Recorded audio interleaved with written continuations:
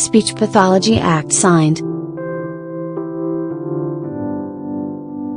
President Duterte has signed the Speech Language Pathology Act, Republic Act 11249, which integrates all speech-language pathologists in the country into one accredited professional organization recognized by the Board of Speech-Language Pathology and the Professional Regulations Commission.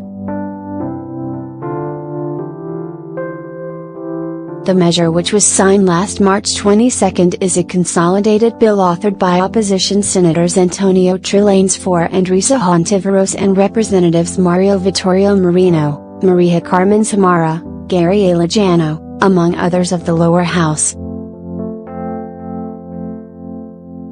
The law defines speech-language pathology as the allied health profession devoted to the evaluation, diagnosis, management, and prevention of human communication and swallowing disorders. It aims to align the regulatory framework for speech-language pathology with the current international standards of practice. The law creates a new government body, the Speech Language Pathology Board, which shall supervise and regulate the registration, licensure and practice of speech-language pathology in the Philippines. It will be composed of a chairperson who shall serve for 3 years and 2 members who shall serve for 2 years following their appointments by the President.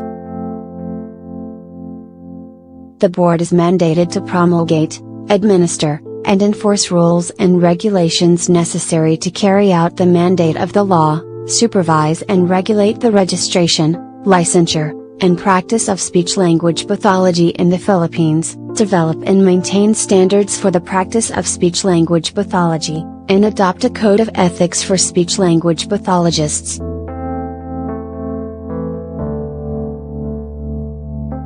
The measure will also create a mechanism for licensure and registration of speech-language pathologists.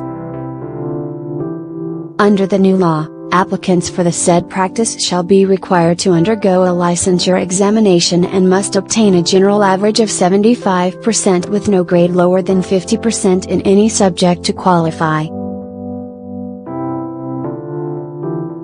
Those who shall represent themselves as speech-language pathologist without certification shall be punished with a fine ranging from P20,000 to P50,000 or imprisonment of 2 to 5 years or both.